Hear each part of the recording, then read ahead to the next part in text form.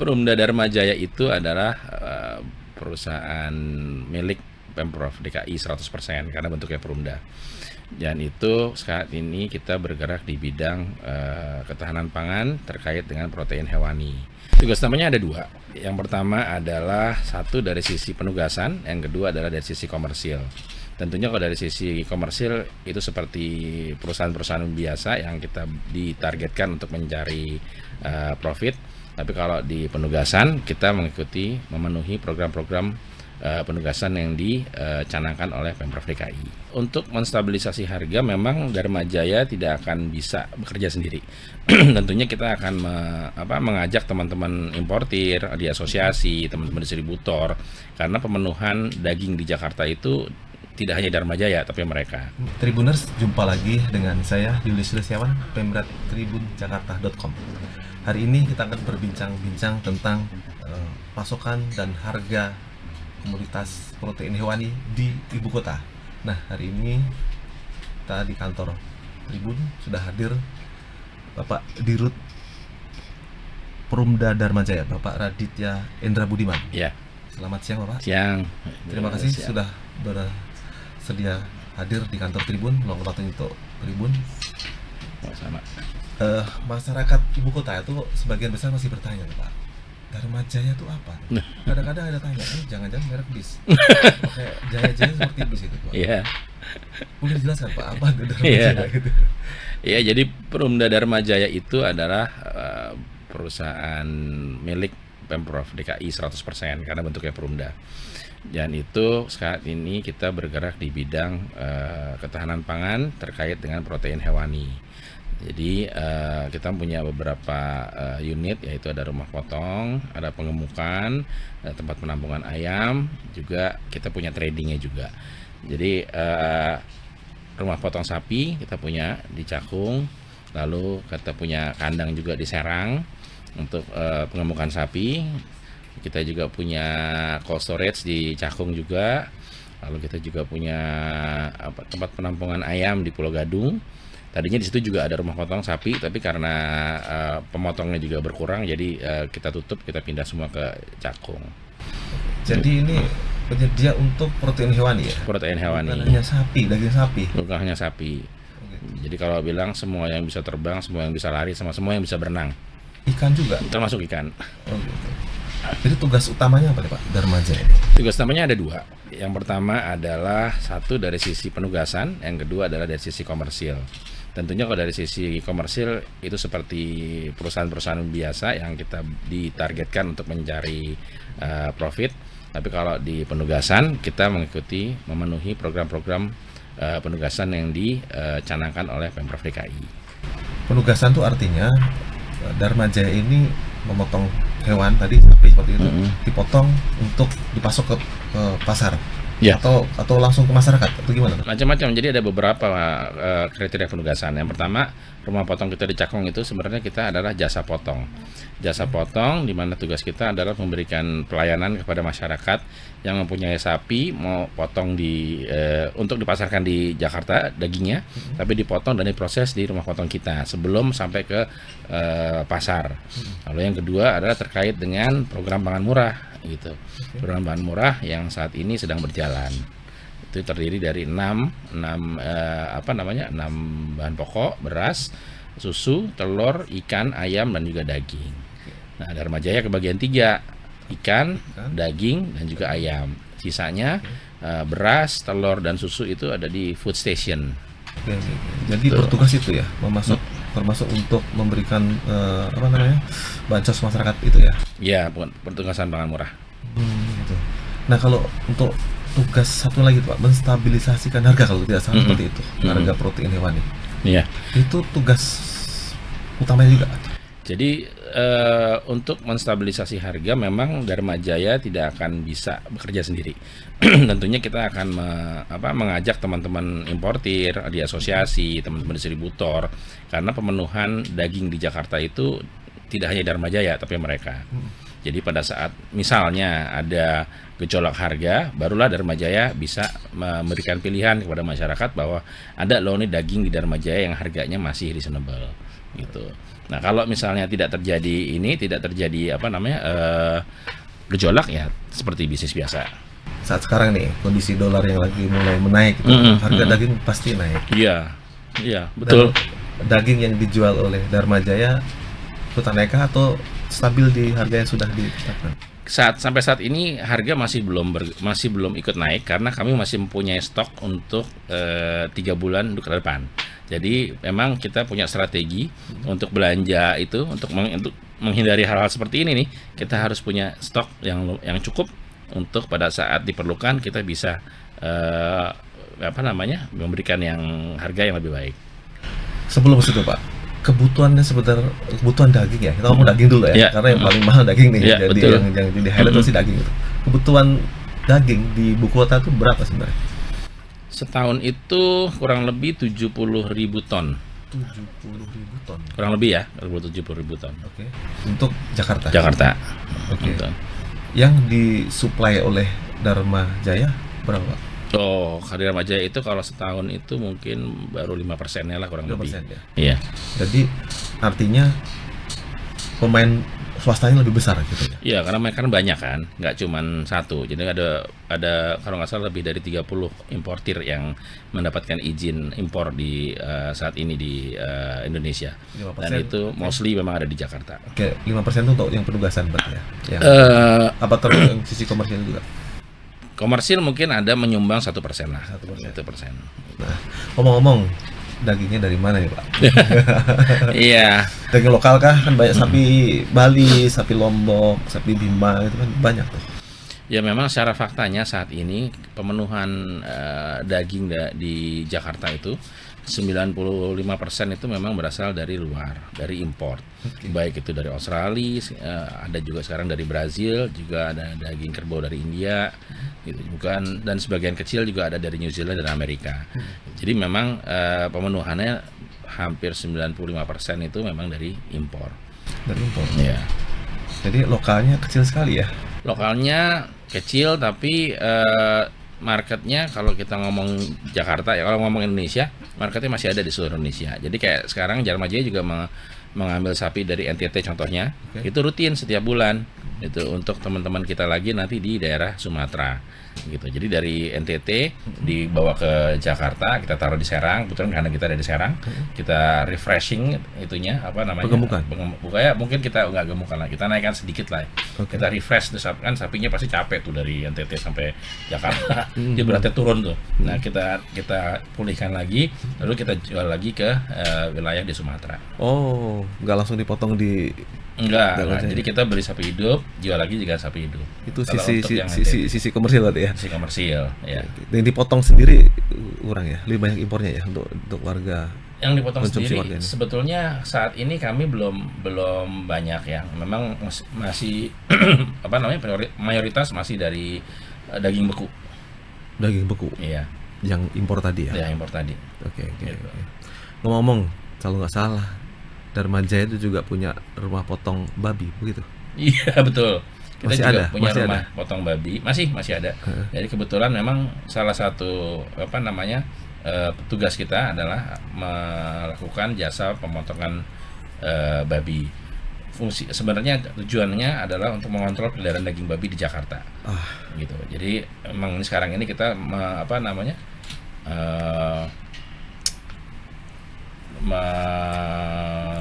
memproses daging babi itu di rumah potong milik Pemprov DKI. Berarti babi lokal malah ini? Babi lokal. Sampai saat ini masih lokal, walaupun ada yang impor juga ternyata. Gitu. Jadi harus malah terkontrol babi ya, karena jumlahnya besar, terkontrol oleh Dharma Jaya. Iya, atau masih ada pihak swasta juga? Enggak ada. Kalau pemotongan babi hanya satu-satunya di tempat kita di Cakung. Di Kapuk. Kalau ada warga yang motos sendiri tuh nggak boleh berarti? Nggak boleh. Gitu. Harus di kita. Gitu. Jadi seluruh peredaran daging babi yang ada di Jakarta itu terkontrol? Seharusnya seyogyanya memang harus terkontrol melalui kita. Biar tidak kemana-mana malah gitu ya? Justru. Tapi faktanya memang ada pemotongan-pemotongan di luar Jakarta. Yang masuk juga ke Jakarta, tapi pemotongan itu liar, cuma lokasinya ada di luar Jakarta. Itu yang sekarang kita coba kerjasamakan untuk ditertibkan. Gitu ya. Bagus juga sih Pak. Senang kita dengar bahwa pemakan babi juga masih banyak gitu loh. Iyalah, iyalah pastikan. Harus kita beraneka harus ragam. harus kita Betul. sediakan juga. Betul, setuju saya. Konsumen masih ada, harus Iya. disediakan, tapi harus diatur lebih baik seperti Betul, itu. iya. Kalau enggak potong sendiri, ntar gabung-gabung malah. Masalahnya adalah yang paling kita concern di masalah higienitas kalau potong sendiri kan. Kita nggak tahu bagaimana perlakuannya, memotongnya, terus ya standar higienitasnya kan kurang. Gitu. Babi lokal ternyata masih lumayan banyak. Lumayan banyak, Pak. Ya, kalau di Bali kan babi kan dipotong di mana aja bisa. Iya. Salah satu sumbernya memang dari Bali. Oh gitu. Dari Bali, dari Solo dan juga dari Lampung. Oke. Gitu. Oke, kembali ke tadi. Daging, ada ayam juga, Ada ayam juga, ada telur juga. telur juga. Paling besar tugasnya Dharma Jaya tuh di daging tadi atau seluruhnya? Daging dan ayam. Daging dan ayam. Iya. Kalau ikan, Pak? Ikan lumayan besar, tapi memang kita ini ya, kita sadar bahwa mungkin masyarakat Indonesia umumnya itu kurang ini ya, kurang apa namanya, kurang dalam Mengkonsumsi konteks ayam. mengonsumsi ikan ya, Oh, ikan, gitu, ikan. ikan ya, belum terlalu besar seperti ayam. Ikan apa sih jenisnya biasanya, Pak? Yang paling banyak di kita ikan kembung. Ikan kembung. Iya. Kenapa Pak ikan kembung? Karena ikan kembung paling terjangkau kan, paling terjangkau dan gizinya juga paling bagus. Ikan kembung itu sama gizinya dengan ikan tuna. Gitu. Hmm, Isinya bagus, harganya terjangkau. harganya terjangkau. Ngambilnya dari mana tuh Pak ikan kembung? Biasanya di wilayah timur sih. Wilayah timur. kebanyakan. Hmm. Wilayah timur. Jadi didatangkan oleh Dharma Jaya, disebar ke pasar-pasar gitu. Ya, di tempat kita juga kita jual, di toko daging kita ada, Oke. di distributor di mana namanya? Reseller kita juga ada. Nah, untuk distribusi tadi Pak, ngomongin distribusi itu. Dharma Jaya ini kan impor, ada juga potong tuh. Ya. Kemudian kemana itu? Langsung ke pasar kah atau kemana tuh Pak? Kalau yang sapi, kalau yang sapi hidup, kita jual pengemukan. Artinya kita gemukan sama 4 bulan, datang ke sini maksimum 350, kita gemukan 4 bulan sesuai peraturan. Setelah itu kita jual sapinya. Tidak harus kita yang sendiri yang potong, tapi kadang-kadang ada juga customer yang potong. Mereka beli dari kita. Lalu kalau baru setelah potong baru ke pasar. Tapi kalau yang daging box gitu, datang masuk ke gudang kita, kita distribusikan ke macam-macam, ke pasar modern, ke Horeca, gitu. Itu salah satu pasar kita. Mereknya apa Pak kalau Dharma Jaya? Kalau Dharma Jaya itu mereknya Jawara. Daging Jawara. yang kita proses sendiri itu namanya Jawara. Ada Apa tuh? Jawara Chicken, DJwara, Jawara Chicken, Jawara Fish, ada Jawara Meat. Gitu. Harganya kompetitif. Kita usahakan harganya selalu kompetitif, pasti. Kompetitif. Karena memang kita kan bukan perusahaan konglomerasi Oke, ya. oke. Jadi tujuan kita memang supaya produk kita bisa dinikmati oleh masyarakat kelas manapun. Kalau untuk penugasan dikasih merek nggak Pak? Dia dengan bungkus Dharma Jaya pasti untuk menandakan bahwa itu Dharma Jaya, Dharma Jaya. nggak pakai merek Jawara atau gitu? enggak pakai merek Jawara kalau itu. Cuma di plastiknya Dharma Jaya. Jadi masyarakat Jakarta yang dapat bantuan itu bisa ngambil 35.000 tuh karena Dharma Jaya. Iya, karena 35.000 per kilo kalau nggak per salah. kilo ya. Iya. Betul. Itu tugasnya Dharma Jaya itu. Tugasnya untuk menyediakan Murah ininya. sekali, Pak. Iya, memang Pemprov DKI baik sekali. Oh, subsidi ya. Subsidi. Subsidi Pemprov ya. Saya pikir Dharma Jaya menjualnya 35.000. Oh enggak. Jadi kalau jual kemurahan kita rugi, nanti repot juga. Gitu. Jadi didorong terus supaya Ya, konsumsi dibantu oleh proteinnya lebih Pemprov baik DKI. ya.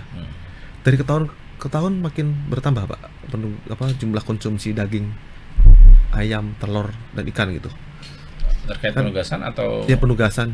kalau penugasan relatif sama. Sama. Bahkan setiap tahun kan kita mesti Pemprov DKI melakukan seleksi lagi. Apakah yang tadinya berhak sekarang sudah menaik, udah tidak berhak lagi, atau malah ada yang menambah jadi berhak. Itu setiap tahun akan ada penyesuaian.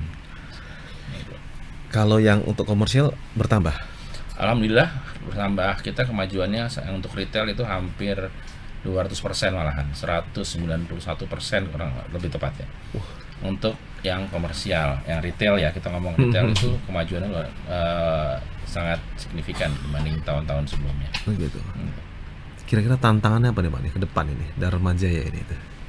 Tantangannya ke depan sih sebenarnya cuman masalah di izin impor aja. Izin impor. Iya. Karena izin impor kan dipegang sama pemerintah pusat. Oke. Jadi apa namanya, kita tergantung dari kebijakan pemerintah pusat berapa kita dikasihnya. Karena kalau misalnya kita nggak dikasih izin impor, kan artinya kita harus beli dari swasta atau dari BUMN misalnya. Nah itu kan sudah tangan kedua, gitu.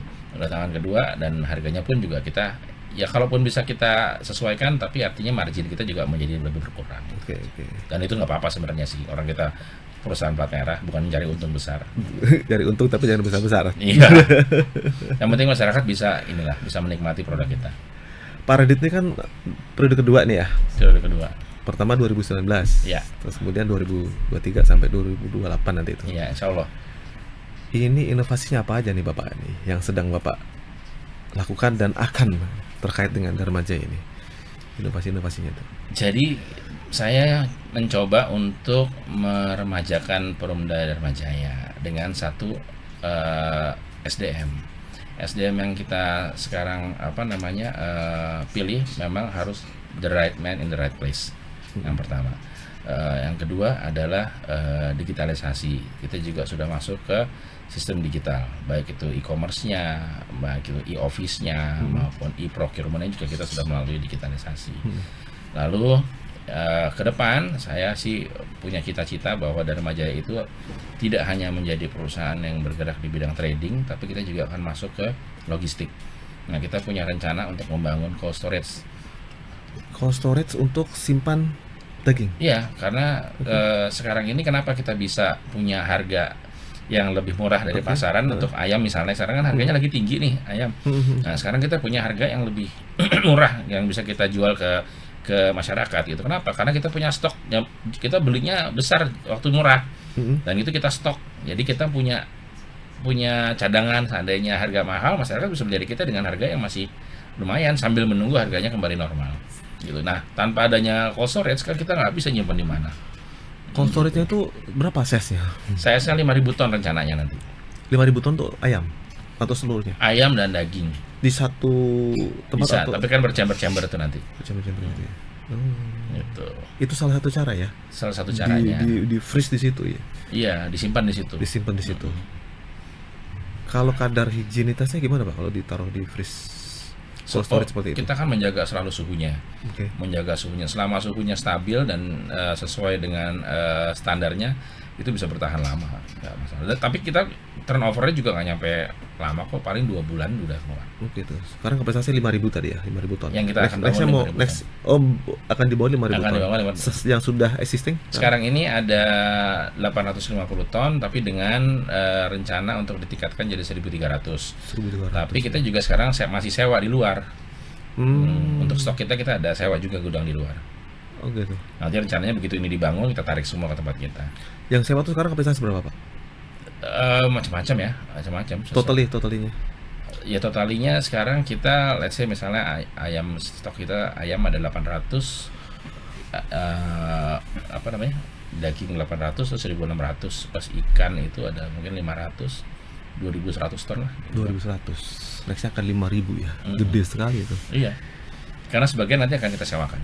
Oh, oke. Jadi Dharma Jaya rencananya ke depan akan masuk ke perusahaan, menjadi salah satu Logistik perusahaan tadi ya? logistik ya.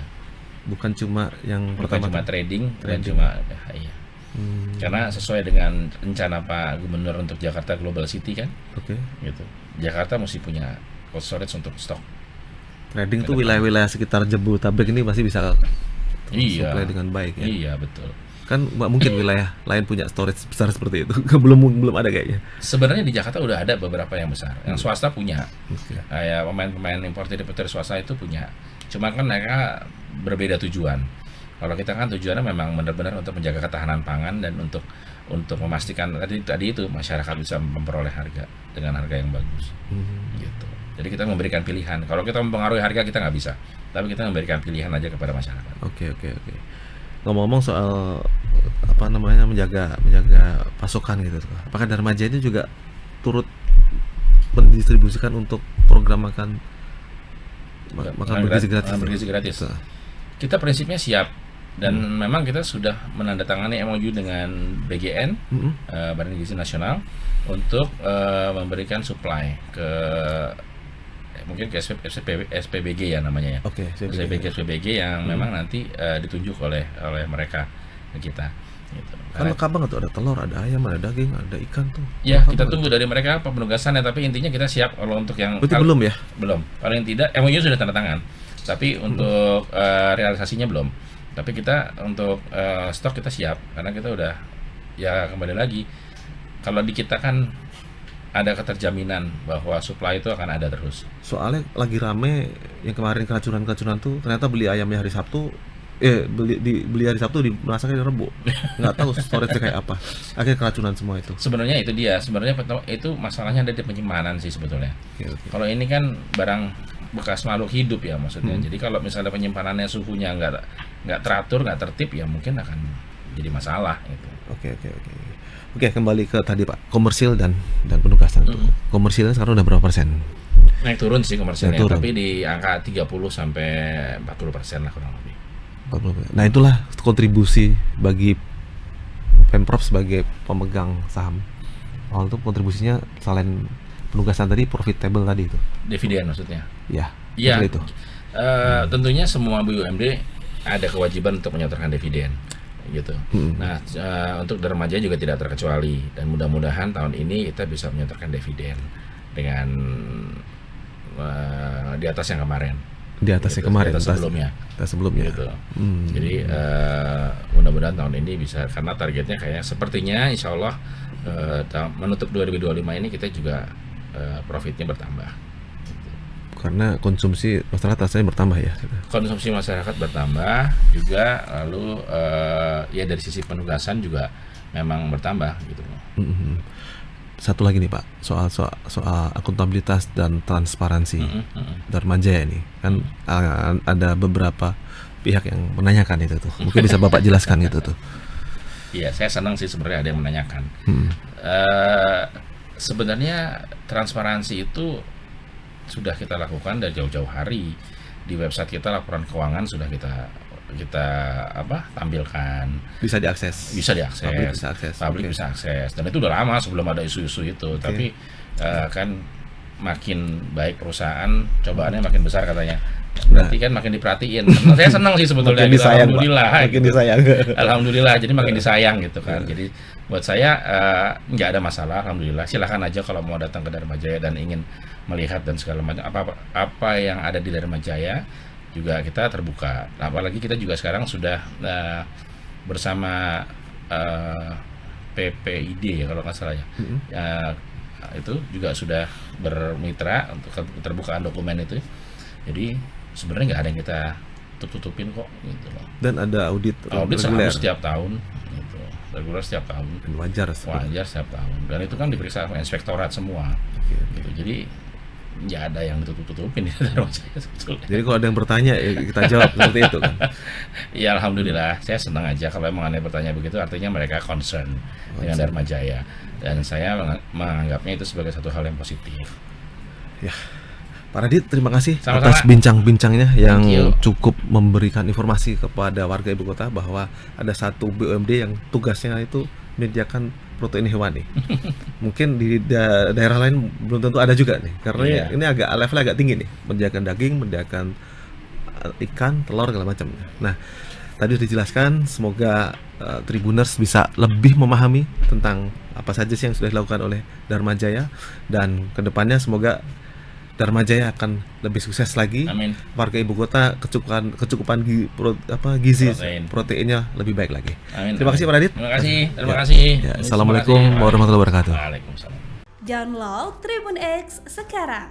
Menghadirkan lokal menjadi Indonesia.